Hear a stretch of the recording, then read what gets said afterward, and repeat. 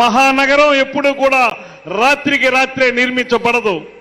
ఖచ్చితంగా దాన్ని నిర్మించడానికి ఎంతో సమయస్ఫూర్తి ఉండాలి, అంకిత భావం ఉండాలి, పూర్తి స్థాయిలో సమయోచిత నిర్ణయాలు ఉండాలి.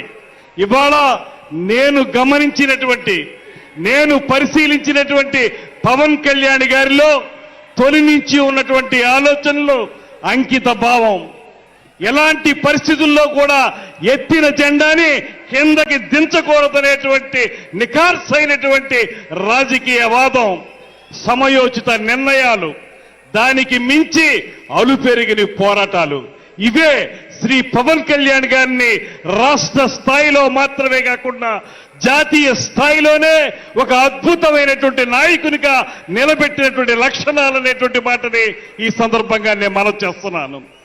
11 సంవత్సరాల పాటు నిర్విరామంగా సాగినటువంటి ఆయన ప్రయాణం ఏనాడు కూడా వెన్ను చూపనటువంటి వైనం. ఆ రోజు 2019లో మనందరం కూడా ఓడిపోతే ఒకే ఒక్క సీట్ వస్తే కూడా మంగళగిరి ఆఫీసులో ఆయన చెప్పిన మాట నాకు ఇప్పటికీ కూడా చెవుల్లో గింగిరుమంటూనే ఉంటుంది. ఆయన ఒకే ఒక్క మాట చెప్పారు, ఓటమనేది నన్ను 1 గంట మాత్రమే బాధ పెట్టింది. ఆ తర్వాత నేను అనుకున్నాను, ఈ కంఠంలో ప్రాణం ఉన్నంత వరకు కూడా జనసేన పార్టీ జెండాని నిలబెట్టాలనేటువంటి మాటతోనే నేను ముందుకు వెళ్ళాలనేటువంటి మాట వారు చెప్పింది. అదే మాకు శిరోధార్యమైంది.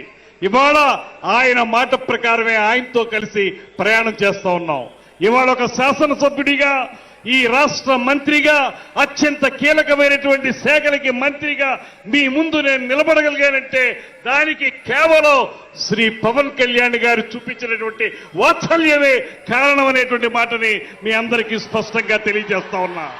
ఇవాళ అధికారంలోకి వచ్చిన తర్వాత మీ అందరికీ తెలియంది కాదు, అధికారంలోకి వచ్చిన తర్వాత విర్రవీగే ప్రభుత్వాన్ని మనం చూసాం. నోటికొచ్చినట్టు మాట్లాడేటువంటి దుర్మార్గుల్ని చూసాం. బూతులు తప్ప మరొకటి తెలియనటువంటి నాయకుల్ని చూసాం. ఇవాళ పవన్ కళ్యాణ్ గారిని చూడండి.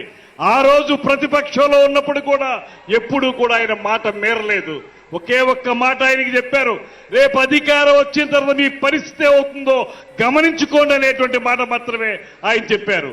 ఇవాళ అధికారంలోకి వచ్చిన తర్వాత మీరు చూస్తా ఉన్నారు, కీలకమైన శాఖలు, పంచాయతీరాజ్ శాఖ గాని, అటవీ శాఖ గాని, నీటి పారుదలకు సంబంధించినటువంటి జల్ జీవన్ మిషన్ కానీ, ఇటువంటి అంశాలు ఉన్నటువంటి మంత్రిత్వ శాఖలో నిరంతరం కూడా వాటిని ఏ రకంగా ప్రజలకి చేరువుగా తీసుకురావాలి, ఏ రకంగా వాటి ద్వారా పేద ప్రజల కంట కన్నీరు తుడవాలనేటువంటి తపనతోటి నిరంతరం ఆలోచించేటువంటి వ్యక్తి శ్రీ పవన్ కళ్యాణ్ గారు.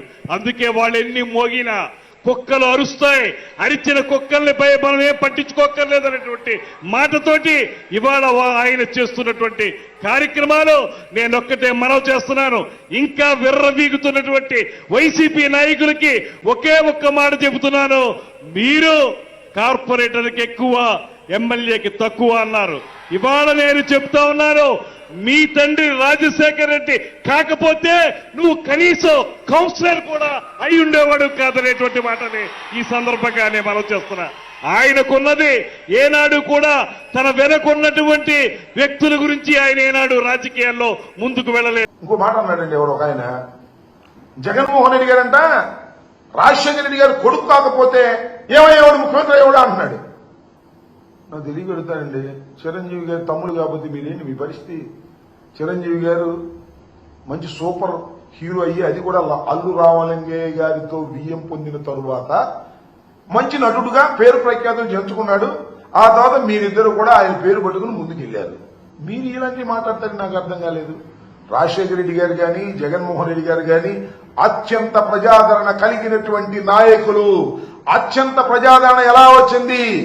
ప్రజలకు సేవ చేయడం ద్వారా వచ్చింది తప్ప సినిమాలో నటించడం ద్వారా వచ్చినటువంటిది కాదు అనేది కాస్త అన్నదమ్ములు ఇద్దరు తెలుసుకుంటే మంచిదని మనం చేస్తున్నా. ఇవాళ నాగబాబు గారు రెచ్చిపోయి మాట్లాడుతూ ఉన్నాడు. పాపం ఆయన కూడా ఏదో అన్నాడు, వీళ్ళకి టికెట్ ఇచ్చి వెళ్ళిపోయిన ఆయన కూడా ఏదో అన్నాడు తెలుగుదేశం ఆయన్ని. ఇలా పిచ్చి పిచ్చిగా మాట్లాడటం వల్ల ఏమి ఉపయోగం లేదు.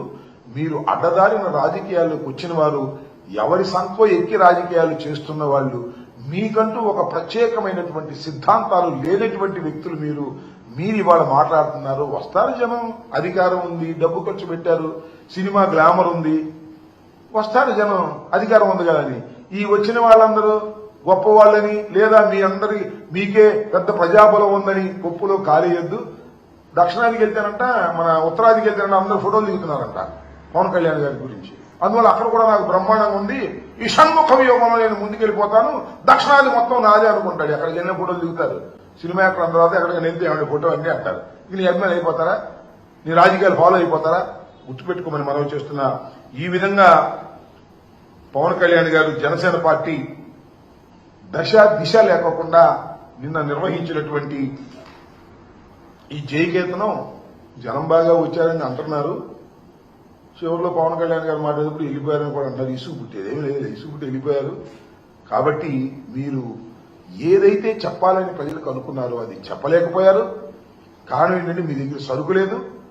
కేవలం చంద్రబాబు నాయుడు గారికి భజన చేసేటటువంటి కార్యక్రమం, చంద్రబాబు నాయుడు గారి భజన బృందంగానే మీరు తయారయ్యేది నిజమైనటువంటిది. దాన్ని ప్రజలు గమనిస్తున్నారు. ఇవాళ రేపు గమనిస్తారు. కాపులు కూడా గమనిస్తారు. అయ్యా కాపులందరూ అనుకుంటున్నారు ఎవడో మా కులంలో ముఖ్యమంత్రి అయితే బాగుంది అనుకుంటున్నారు. అదేదో పవన్ కళ్యాణ్ గారి ద్వారా అవుతుందేమో అనుకుంటున్నారు. పవన్ కళ్యాణ్ గారి ద్వారా అయ్యేటటువంటి శక్తి పవన్ కళ్యాణ్ గారికి లేదు అనే విషయాన్ని మీరు నిదానంగా తెలుసుకుంటారు. సినిమా క్లైమాక్స్ లో తెలిసింది ఆయన పనిచేయడానికి రాలేదు.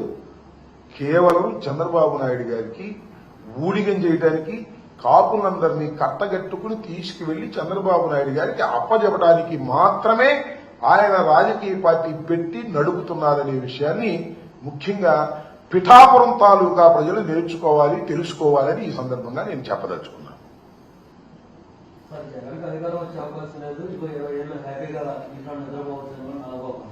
నాగబాబు గారు కళ్ళగంటున్నాడు, అంతకు మించేం లేదు. కళ్ళగంటం ఆయనకు సరదా అనుకుంటాను. నాగబాబు గారు బాగా కలలు కనేటువంటి పరిస్థితిలో ఉన్నాడు. ఎందుకంటే అర్ధంతరంగా ఎమ్మెల్సీ అయిపోయాడు కదా తమ్ముడు వల్ల. అందువల్ల అందరూ కూడా ఎవరు అధికారంలోకి రారు, మేమే 30 సంవత్సరాలు ఉంటాం, మేమే 20 సంవత్సరాలు ఉంటాం అనేటువంటి కలలు నాగబాబు గారు అంటున్నారు. ఆ కలలన్నీ కూడా కలలవుతాయి. ఆయనే తెలుసుకుంటాడు. రాబోయే కాలం ఇప్పటికే ప్రజా వ్యతిరేకత పెరిగింది.